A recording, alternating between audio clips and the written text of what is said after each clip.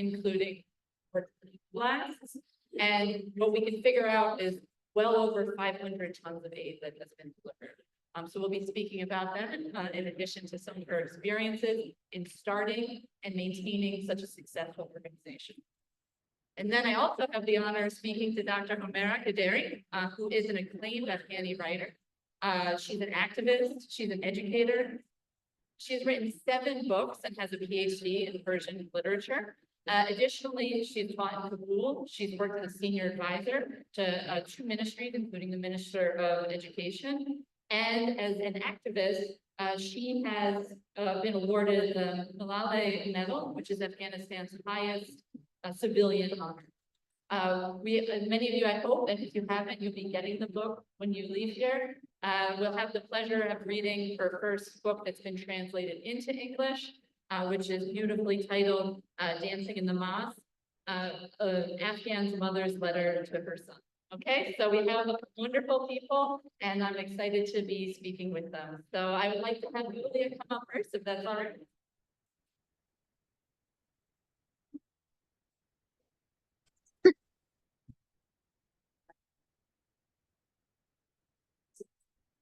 Yes, I think I did.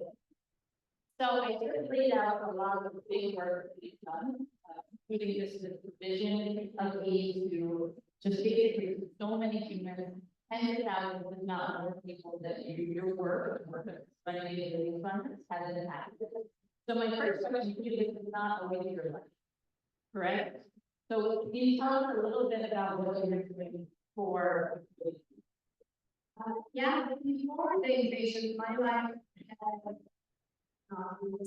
I actually am a marketing specialist, and that was my education. I'm 28 years old, so before this, I was participating in various humanitarian actions, and I was part of this amazing organizations in Poland. They are focusing on providing medical aid to Muslims. I was involved for very many years with them, but I never had a chance to run my own NGO. And then when the full-scale invasion started, I was quitting my job. I was on exactly my last day of my previous employment, and I had a week before I was starting my new job in practical. So I decided to take the lead and do something, help at the train station, help with the refugee crisis that was happening in Poland. There was so many people coming to Poland with close to nothing in their bags, basically one bag that they could carry over the border. So I just wanted to get involved, and it quickly turned out that in this show, help was needed mainly from people who speak Russian and Ukrainian, and at that point, they could. So I ended up in many social groups and social chats that were focused on helping people get in touch with other people that are help. And this is how I met other groups, who is actually right there. You can say hi. And together we met like-minded people who are willing to help deliver aid to Ukraine inside Ukraine. So that's how it started, and then just keep going here we are. So it was one Yes. So initially set out for me, and then now we're being involved. So I know there's a lot of evolution. Can you describe a little bit of the work we're doing in the early part of your involvement? Yes. So very early on, we saw a need of moving aid to Ukraine. There was a lot of aid stuck at the Polish border, and not very many people were willing to go inside of the country to deliver aid that was needed inside. So Chris and a couple of our other founding members decided that they are just cars. They were a minivan or a very old Volkswagen team or and try whatever they could get their hands on without additional cost and it's been inside of the country. to the places that needed it. One of our first projects together was Chris drove to the city of Kharkiv, which was back then very close to the line. Kharkiv is generally very close to the Russian border, to deliver some medical aid. But he stumbled upon the refugee center that was in a metro station. And that metro station, the person who was managing the refugee, let's call it the center back there, told him that they basically need soap. They just need soap. They needed very basic things, food, so basic items. So Chris called me from Kharkiv, Ukraine, and says, Julia, how much soap can you give me in a week? And it turned out to be from Afghan. He just drove right back. So early on, it was just basically finding supplies that were available and finding a need for them inside of the country. And from that, we actually had our logo. It's a little scrappy raccoon, and it came from this philosophy of one that's trash, another that's treasure. And that was our initial philosophy starting this. Then clearly grew into something bigger. What started small, it sounds like it got larger. How did that? So it definitely started small. It was just a couple of like, and in the process, like I said, we were trying to get aid that already existed, moved into the country and into the hands of people who needed it. And with time, we just became known as that who was willing to drive to Ukraine and who was willing to help and is reliable. So we were offered more and more and more different kinds of supplies. Along the way, we developed various partnerships with different organizations who are willing to give us anything from diapers to very expensive medical aid, hospital beds, a microscope, and ultrasound. This is actually how I met Elena. She contacted us that she would like to make a portable ultrasound to frontline medics, and we just met up. I took it with me to Ukraine and delivered to one of our very close friends who's a medical. So within that evolution into what's become Korea's I feel like you probably met a lot of other incredible women like yourself, who have been working in just incredibly difficult circumstances, both Ukrainian and foreign volunteers, who have been fighting for, supporting Ukraine. Is there any, you speak a little bit about working with these other very good women? Sure. I'm going to mention one person specifically. We have a volunteer who over time became a very crucial person of our operation. Her name is Elena. We met her when she was in Ukraine. She's 21. She is such an incredible, powerful woman that whatever she puts her mind to, she will accomplish.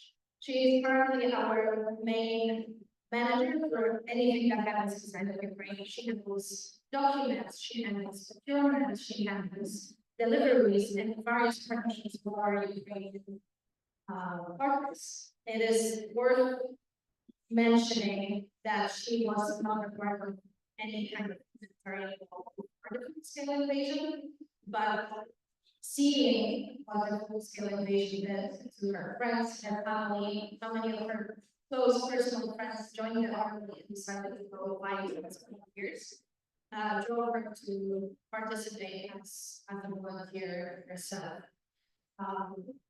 Generally speaking, this humanitarian effort, not only our organization, but very many organizations in Ukraine, are led by women.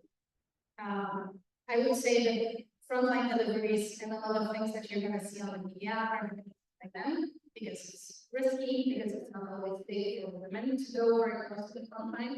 Unfortunately, it is definitely more difficult and a bigger concern in case you might get captured. So you will see a lot of women on the very front line, but women are the backbone of the humanitarian operation. There is various organizations that we work very closely with. We have this amazing organization that takes care of children and refugees, and Kyiv and Cherkasy are satellite locations from the specific city of Chasivyar, and it's also like completely by women from all sides. And I think something to be clear about, you live most of your time in here too. So this is not something that you do periodically, do from afar, it's something that you're vested in a very personal way.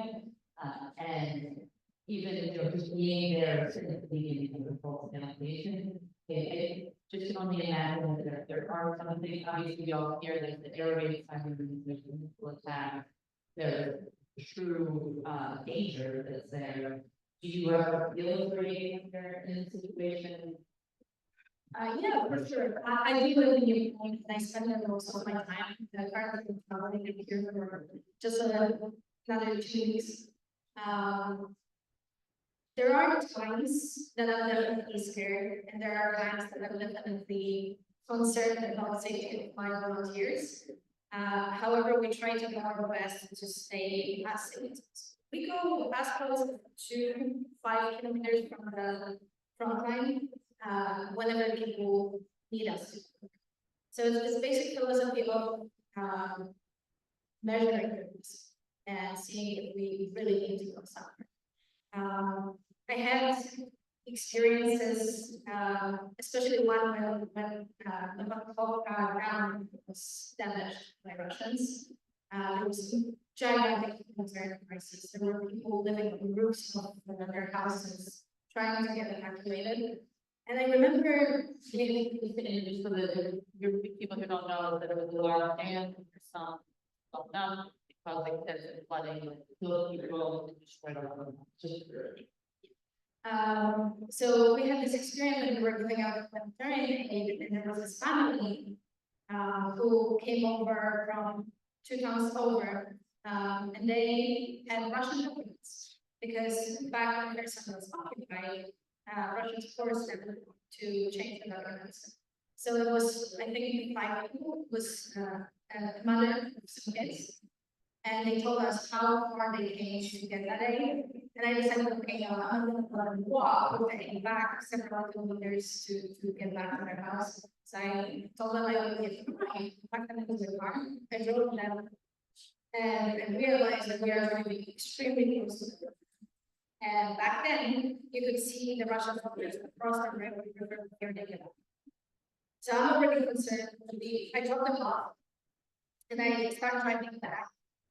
And I hear a push sound, and I see an order flying towards the place I am driving to.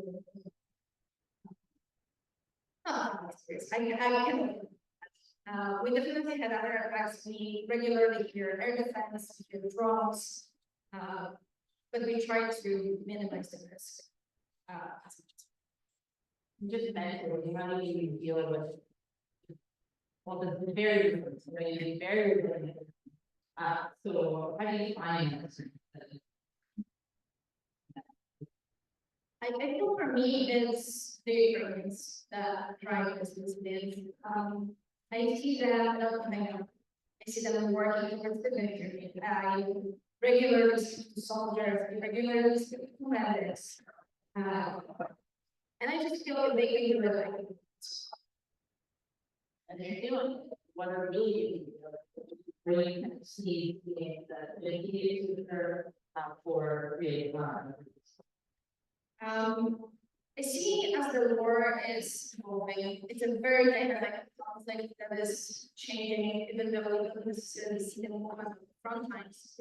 I think PXR is still a very needed connection between Western aid and what is going on inside of Ukraine.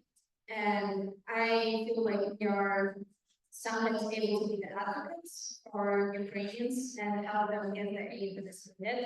And I hope we can continue being the helping hands from other countries to get that aid. I also see that PXR are moving into medical aid, and I'm hoping that's gonna continue, because I see a very, very great to help Ukrainians with their hospitals and medics with their field hospitals, and this is my For yourself. Oh, for myself, I feel like 3XR has given me so much in my personal life that I would never expect, that I don't really think about the future this way. I just take it as it is. I feel I've never thought I would be part of running an international NGO with the kids of ours in the aid, and I just felt like doing what I'm doing and having the drive to continue. Do you have any thoughts for women, girl, anybody didn't want to be all things of that? Some of them tell you cannot. That's really good in my own place. I feel like I'm here because I met a lot of people along the way. And I'm not afraid to ask for help when it's needed. But I'm also I'm the type of person that I think I would make it. Well, I hope you'll take me on board with that. Maybe I can write you the path. I don't think you can look back up the question. Sure. Thank you. Thank you.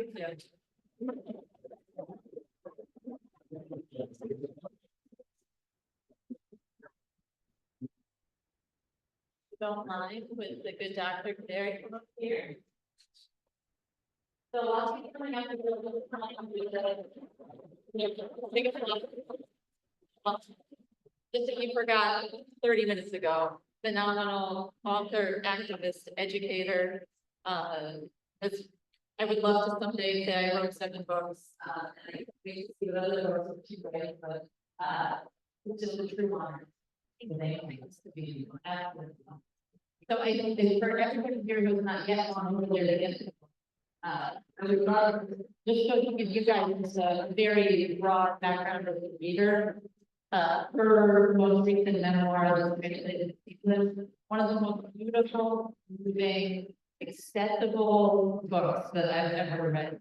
And it's a true honor to share your thought with us and to people. So for everybody else, I'm going to tell you a little bit about our memoir. So first of all, thank you so much for being here. This very corporate of the departments. It's your kindness. And thank you so much for actually this many events to share this information with us. And back to your question, yeah. In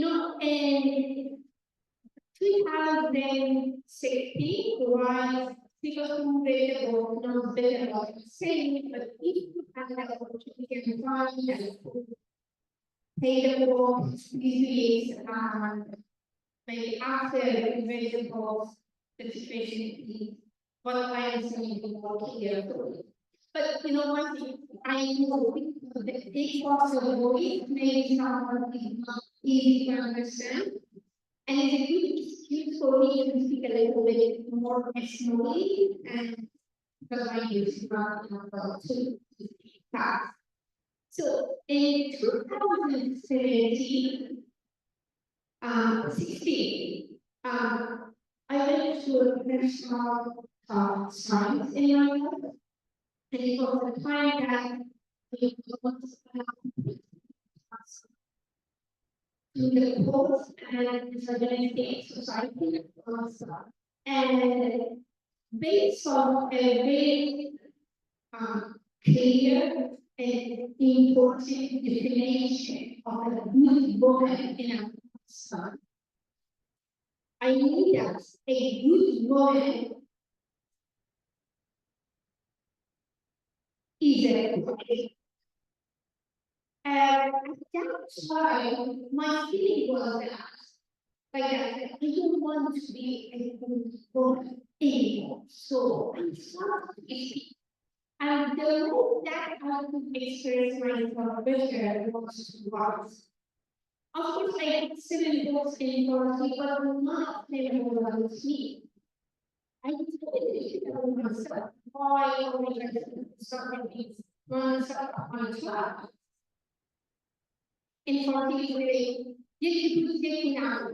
And I want to say, if there was a person, and I want to say, no, there was a person, a girl, a woman, and I started that her name was Homeira. And I started to write my memoir in Afghanistan. Memoir is not a very common genre to write because with the memoir you should be very honest with your feeling and your thoughts. We don't speak about our feeling, especially women. Never speak about their feelings. So I started to write a lot of memoir. I started being driven, and that's why I say from 2016, and then I said 2017. In 2016, I started to write memoir here. And in 2017, after 1 year reading this genre, I started to write. And I started to write to women. And also, I wanted to say a goodbye to all of trauma that I carried with myself from 1996 or from the day that I was born. And I wanted to say goodbye before I wrote the book, and it took me 2 years. And I was enough lucky to find an agent, and after that, a publisher. And after I got my contract, I returned back to Afghanistan and I started to fighting for the custody of my son. And that's for that's the month. It speaks about my life.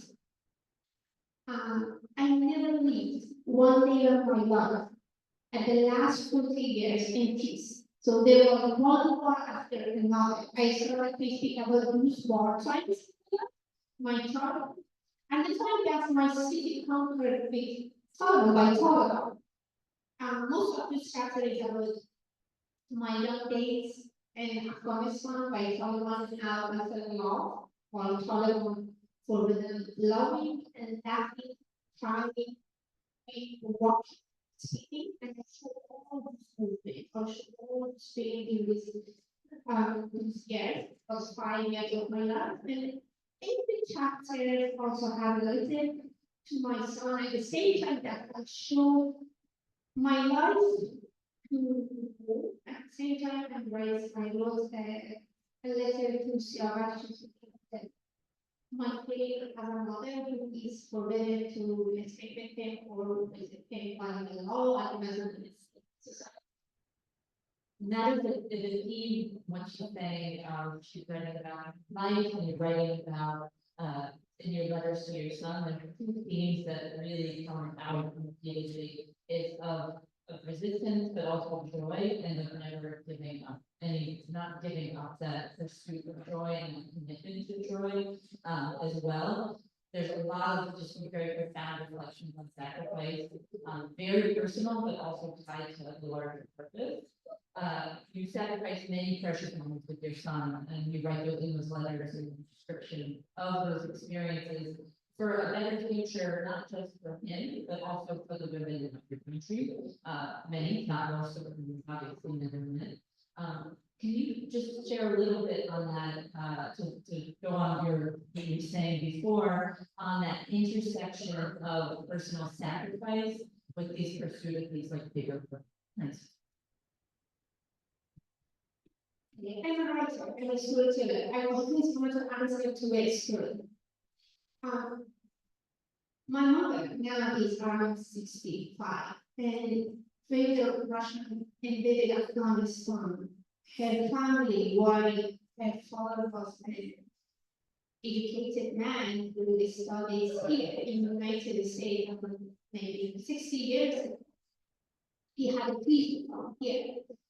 He decided, her parents, her father and her mother, decided to find a husband for my mother because the situation was not good. There was a lot of young Russian soldiers and they couldn't they think that they cannot, they thought that they cannot take care of their non-beautiful daughter. So my mother married when she was at grade 9, and I, I remember that she always had also she told me that she wanted to be a painter. And after she married and came to my father's house, I said there was more. And so the father of her husband said, no, you cannot go to university, you cannot continue because you are from the school. And after that, she had me and my father 5 siblings. And now she is, she's not, she is young, but not like in her 20s. She is young in a different way, but at the same time, she is too much angry. She is sad, and she cried great in her eyes. You can see her sorrow easily. Her sorrow is very touchable. You can catch it easily. And I didn't want to be a woman at the end of the day like my mom. I wanted to have another path, a little bit different. And that's why I started to fight. But the important point about my life is that I don't want to say I didn't fight for other women of Afghanistan. I will always fight for myself. Because at first I believe in fighting for our rights. And the second is we should start to fight for ourselves. And with being a woman in my battle, I wanted to be a woman. And so that's why I started to write and I started to speak. During this process, there was a moment full of joy. But there was also moments that even now I speak about my life hundreds of times, but every time I will have battles in my eyes to keep the tears and get out the tears because that sorrow that I know it. I lost many of my friends during the Taliban first invaded Afghanistan. And those joy and sad, I don't want to say pave my way, but at least show my way. And I believe in joyous times too, because it's still when I look back, I see these very, very joyful times, and it's like a good memories. That's why I combine books and make like a light.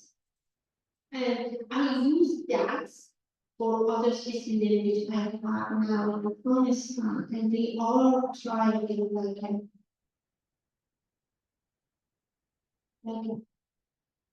how I can say, make a path continue to kind of to have hope. And then does that happen to the golden needle? Yes. Literary association? Yeah, exactly. You know, first time we told about my city in 1996. I was a very dynamic teenager, around 12, maybe. And I not the first day, honestly, first week I was very happy in Colorado to go to the schools. And I said, you know, we can play, we can go here and there, some ceremonies. But when it takes a long time, like 1 month, 2 months, I start to scare. And I said, and it came to 1 year, I started to cry. And I remember that my mom told me that if a woman can make something with her tears, I should have a big balloon. So take gratitude about your life. And I was very young to know how to change my life. So my mom gave me her teaching to take me to a school, to a class. And I had more than 100 students to teach. But at the same time, I wanted to continue my desire. I really wanted to be a writer. I knew it from the beginning that I want to be a pilot, but also a writer. So, but my uncle told me that in Muslim country, women cannot be a pilot, so I lost that dream, and it was only the other way was to be a writer. And when Taliban conquered Afghanistan, they closed everything, and I couldn't find any way to be a writer. So we were 3 friends, Layla, 4 friends, Layla, Shema, Kulsum, and me. And we started to write, but we wanted to have a teacher. So in Layla's house, we made a class, and we had a title for that class. The golden sweet circle, and we supposed to do middle, but we write and read a story, and I could survive to that class 4 years. I lost, as I told you, I lost many of friends. For example, Lena. She was a very, very good wife, and we were very close friends. She put herself in fire. I lost Shakiba. I lost Faizana, and many other friends. And there are every day many news that, for example, in every people lost their lives, and actually one family hiding it because it was a big shame. And when in 2021, when Taliban, I saw Taliban again in the streets, it was a very, very, very painful and important moment in my life. And because I had experience, I knew what they would do with Afghanistan. I had to leave my country. I had to leave my country in the last flight. And I was in Texas in a military camp with my son, Sola, who is here today. And I started to think what I can do for people I left them, behind. And the first thing that came to my mind was the golden middle sweet circle. Exactly the light that helped me to go through all of those tough times. I was in a camp with 110 persons in one tent, and I put the first announcements in my page in Facebook. And you can see there was, I can see hundreds and hundreds of boys and girls to say they want to start writing.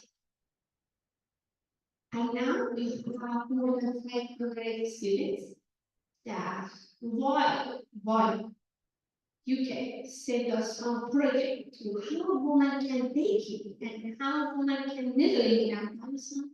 I teach them how women can write, how women can speak loud, how women can change the definition of the good woman. So speaking loud is an art for us in Afghanistan. So I have that class. I teach it remotely, weekly, and there are days in a week that my mind is in Afghanistan and I live here in UK. So your son who's here, he's got an author for a mother, and we also have an author who has written letters to him and that we've seen. Has he actually read these letters, and what is his interpretation of then and now? Oh, why did you ask him? Oh, yeah, what do you feel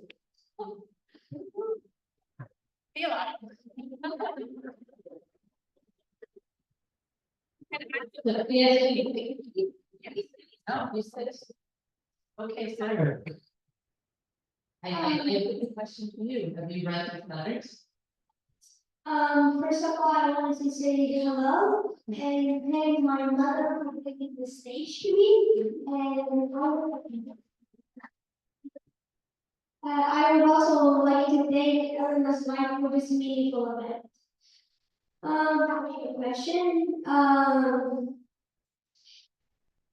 Feelings I have for the letters my mom wrote to me are very hard to explain.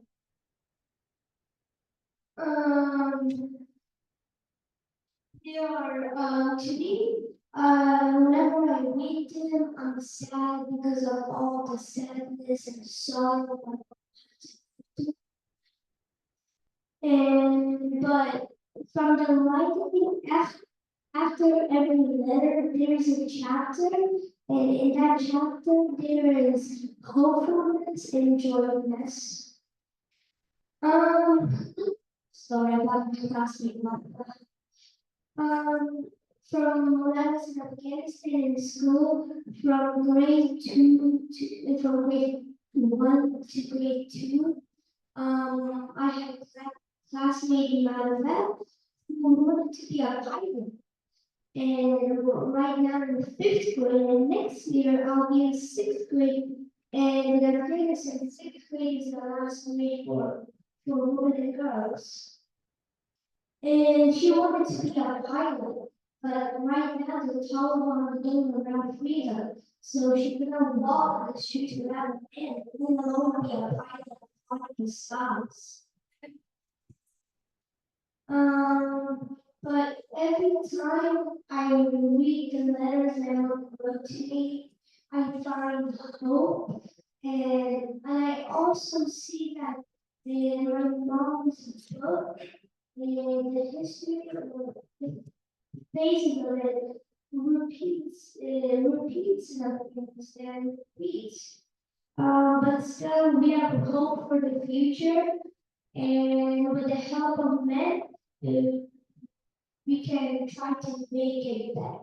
Thank You.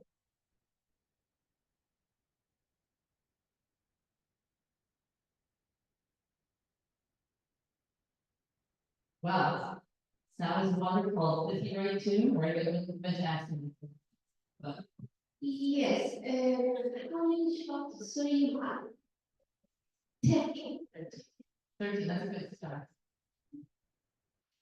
And that's wonderful, just to kind of tie that to the idea that, and I think you actually said it better than I would say, so I believe that Siraj said, that the idea is patriarchy and misogyny not having an culture at all. So it's really just a message too for the boys in addition to the girls too. I feel like he's obviously setting the right example, understanding this is a society where that happens from everybody who's engaged in society. But within that, is there any message that when you give these talks that you kind of give towards the boys or towards the men, in addition to the girls, about society that they want to see? Yeah, it's not unique.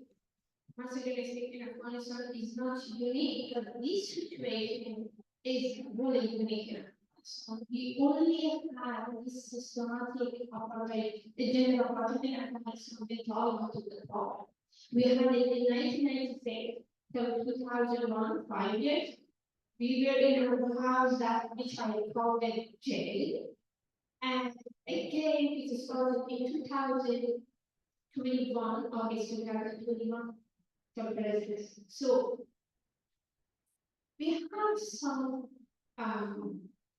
traditional behavior that is not good for women. There is like a value that is always glass ceiling or glass wall in a women, but like this, systematic gender apartheid is only we have the experience with tolerance of the power.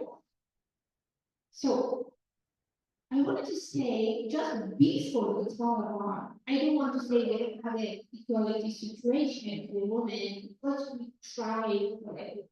I know that I couldn't visit my son, I couldn't, not couldn't, I was not allowed to visit my son. I speak with my son during the Republic period in Afghanistan, right, Taliban were not ruling. But the good things about those years, that 20 years, was at least I was allowed to fight for my rights. And I was a woman. I was not only woman in Afghanistan who fought for custody and at the end fair, but at the same time, I was a woman who be in a parade to the court. It means the society, I don't want to say society was completely ready for that, but at least society celebrate with me when I put to his custody. We have good time. We have got universities, women who have their jobs, and a new generation. With all of this problem that you know about, I am the story of myself too. I am a woman who had that chance to go, and explore the world. I have 2 PhDs. So, but unfortunately, right now, we won't see Taliban as the only story of Afghanistan, and they ignore me easily. So who I am, who I am. I know we had that kind of society, but so she's coming from the same society, and I come from the same society, and we are not the only people that carry this idea that we should work together as a woman and men. We have generation that they believe in it, but now we are alone. And fighting with Taliban, with the group that so 3 years ago they called as a terrorist. It's not easy. It's not easy.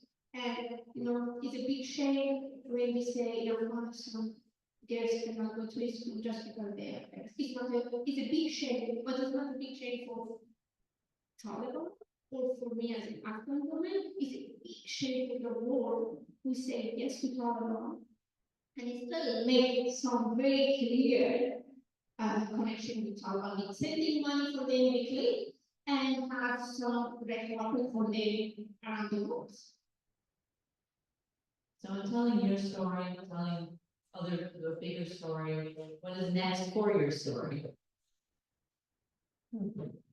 Fighting is, I believe, every woman in Afghanistan, every girl born as a soldier. I born as a soldier. And a duty of a soldier is fighting for her identity. And now I'm fighting for not only my identity, and also I wanted to be beside of my country with fighting in this. So my pain is my weapon. I am fighting with my pain. I am working on my second book. I know the market is not good for Afghanistan right now, but I hope that my book be like another canvas, a painted canvas for the world to show that we fighting for us, we are struggling for us, and we hope, I want to show that even if all of the world say yes to Taliban, women of Afghanistan will say no. It's a wonderful place for us to finish right now. So everybody,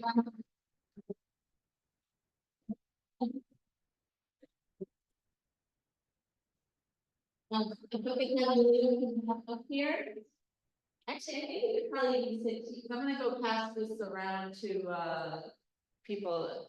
Who has a question for us in the in-person audience, and if we have anything in the Zoom chat. Okay, so we have the online for a moment, if somebody who's on the tech wants to pull those. And if anybody else is brave and wants to raise their hand while we figure that out. Not everybody all at the same time.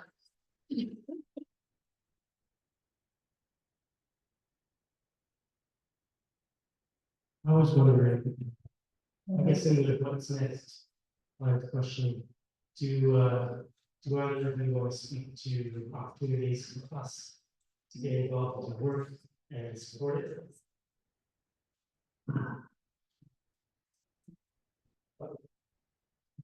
I think it's a both question. Would you like to start?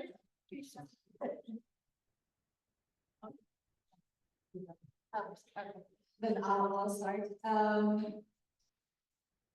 I feel like there's many ways to get involved with our work.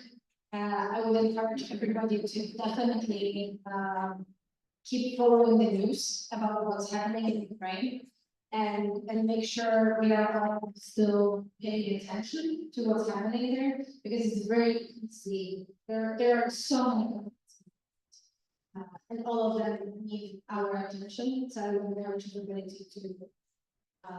still pay attention to what's happening. If anybody would like to get directly involved, you can definitely visit our website. It's renegaderelief.org. I know we also have a QR code in the room, so now we can razor specifically for refugees, specifically for kids that are staying at a refugee camp in Manchester. And we are trying to organize holiday celebration for them. Those are kids that moved with basically nothing to a new city. Very many of them are staying with one parent right now because the other one is fighting. So if anybody wants to get directly involved, we have that fundraiser every dollar counts. It's 268 kids who are going to be participating in that celebration. Just for the repeat for the question and for everybody out there, the question was for anybody, for both of our speakers who would like to be involved in the work that they do, what would be some ways that they'd be able to? Probably some, you can divide it in two ways. One, some short way of involving in the situation, and another one is the long-term situations. In short-way situation, short-term situation, as you know, girls cannot continue their study. There are hundreds and hundreds of girls that they can speak English way better. They can write in English. In these 3 years, I don't know how this hope always found its way in Afghanistan in a really severe situation, but we always have it. I don't know how it's happening. It's a miracle, always. But these girls want to find a way to study out of Afghanistan. And we want at the same time also we want the forced marriage also, that rate of forced marriage getting. In my family, 2 of my cousins get married because they cannot see any future. But there are many other girls that they want to continue. People who really want to help, even your limits, I can put in contact with these girls and they can reach out to you. Sometimes because some applications need money, electricity for $50 for those girls in our country. They don't have that small amounts. They don't have that account to pay for all the way from Afghanistan to United States. And even if they have that account, they don't have money for even for their application to have that opportunity. The application was reviewed by the faculty here. So help these girls till we go for long-term solution. Please, as I say, it's a shame for all the world that women cannot go to school, cannot have their job just because they are women is a big shame for all involved. Let's claim it for her. Three, be accountable to the ruler. Ask them why they are sending money monthly, weekly to Taliban. Why? Why they are in communication with Taliban? Why they are ignoring 25 million women from Afghanistan? Why they are every aspect of Taliban as the only history and history of Afghanistan? Why they are ignoring me as a woman in Afghanistan? Is a long-term question. Ask them. You want to these people. Keep them accountable. I think going further to that next question, that really speaks to a theme in both of these situations of erasure, of whether it's Russians trying to erase the Ukrainian identity, it's difficult to do prior in Afghanistan, or the erasing of the 50% of the population is happening in Afghanistan.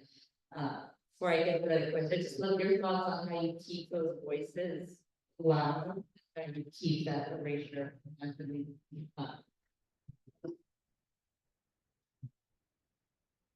I feel like there's very many, both men and women speaking about Ukraine. Ukrainians who are sharing their thoughts on social media, especially Twitter. Twitter seems to be very active in this sphere.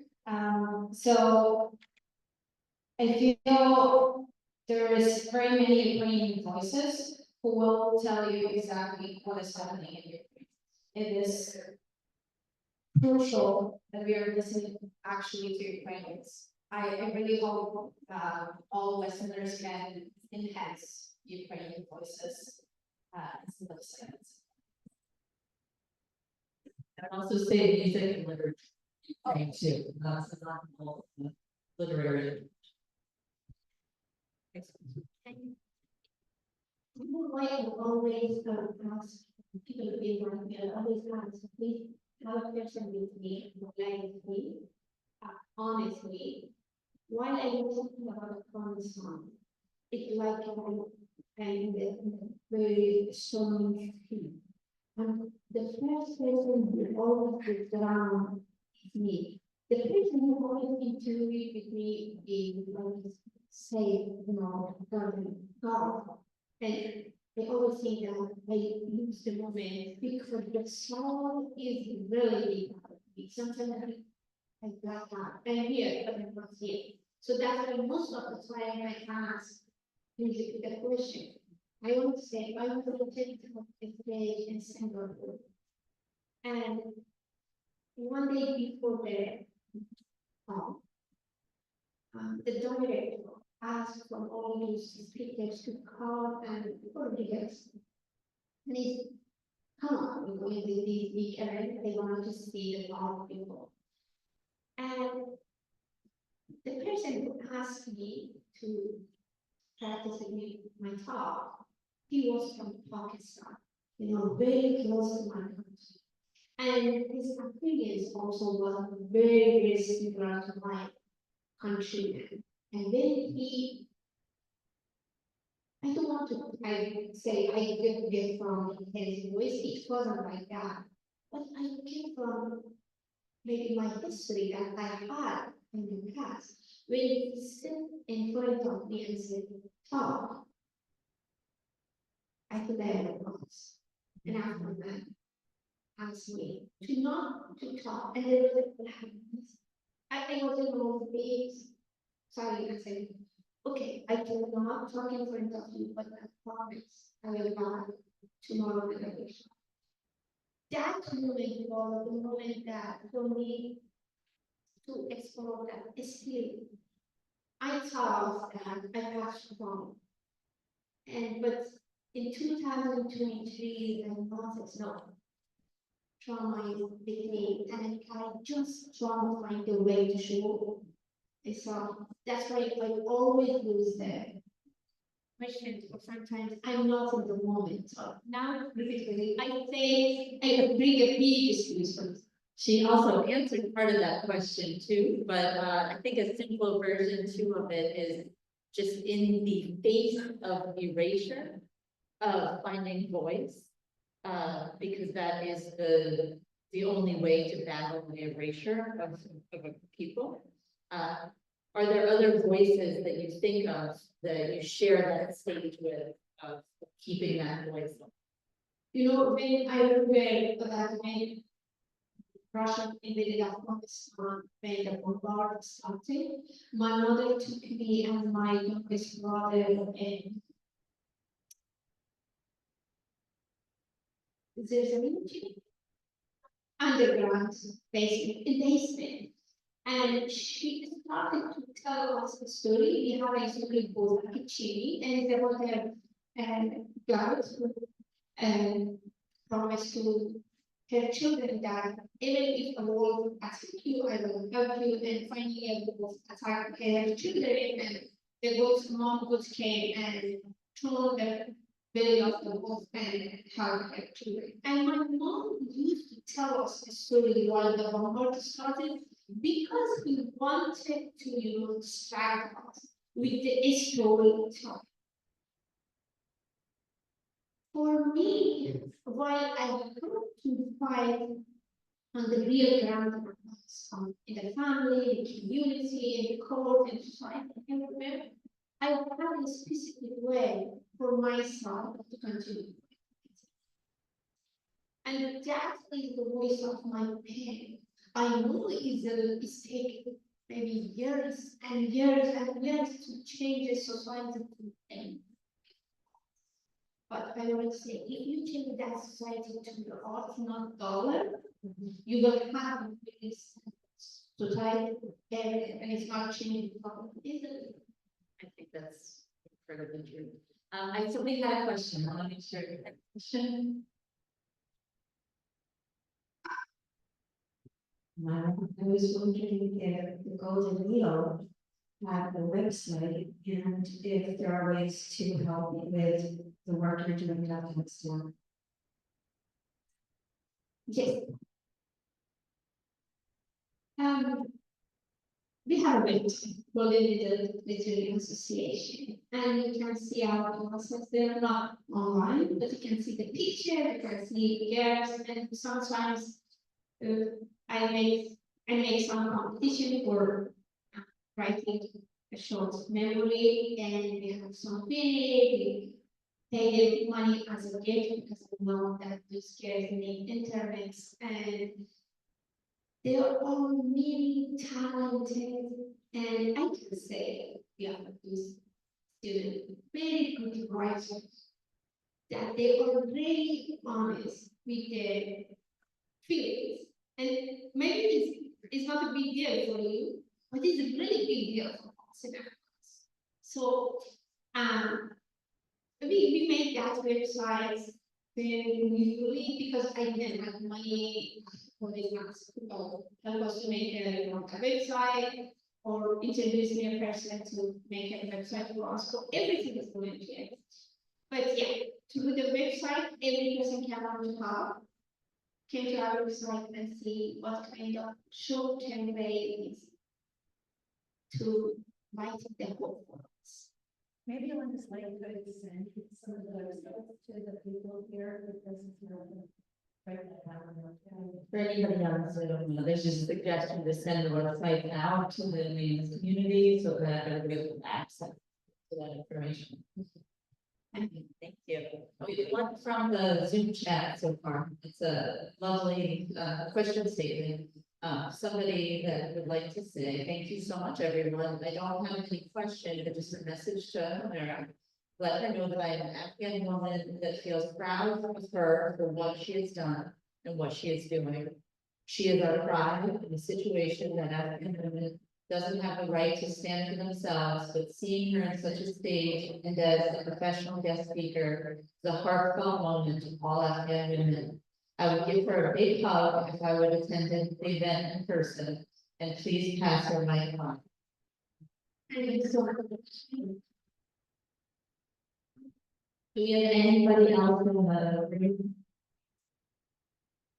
And then I don't know if we have this, maybe not the entirety of the Zoom chat. So is that any other questions in Zoom or no?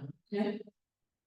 Any other thoughts that, I feel like there's so much, it's so hard in these smaller, to get through for everything.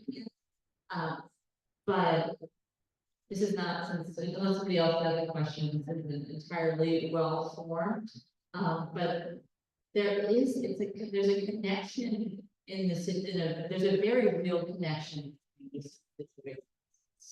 Got a name, its name is Russia. There's been a shared experience, but there's also a shared experience of something that we've kind of talked about in our discussion too, of joy in music and community and life. And I'd love to hear a little bit from you, because being in Ukraine for the past 2 years, of just what it's like for those kind moments, those beautiful moments, those gentle moments that keep you going. When the bombs are dropping, the carpet feels like it's just being pulled up from under you. I'm just gonna clarify to you, very when the bombs are dropping, or Even literally is fine too, but just, so I feel like our group has a lot of moments of joy. It is very gratifying to, we generally do hand-to-hand deliveries. So me and my volunteers will personally go close to the front line to a small community and hand deliver them whatever they ask for. Usually it's like pre-packed, sustain kits that are supposed to sustain a family for like 2 weeks. So it's very gratifying to see just an ordinary person, somebody's grandma, somebody's mom, somebody's children, just coming and sitting to us on the ground, just thank you for being here. They very often kind of understand us, or they just want to come and say thank you. So it's very gratifying. If there's anything sort of traumatic happening, I think about those people that are still able to be grateful for the help we are giving them. And then I feel like we have a lot of really small, cute moments with people we are having, people we are working with. I think in my little slideshow there was a picture of me eating borscht, which is Ukrainian soup or stew, depending where you ask. And I would say that Ukrainians have this very special way of sharing whatever they have. They can live in horrible conditions, in very difficult situations. Basically live on whatever their garden produce for many, many weeks. They will still come to you and ask you if you're hungry. They will, I will come with packages of food, and some grandma will ask me, would you like to eat with us? And there's always somebody with some kind of snack trying to feed us, even though we came to feed them. That also shows you a little bit of that Ukrainian resilience that is very present. So I feel like whenever something bad is happening, we have, it's not all smiles. There are difficult moments in our work. I just try not to pay too much attention to them. I try to think more about the reason why we do it, the people who we do it for, and the fact that if they can see joy and happiness in those times, I definitely do too. Anybody else have any questions, or else we can wrap this up then? I want to just say thank you one more time to Julia, the government, just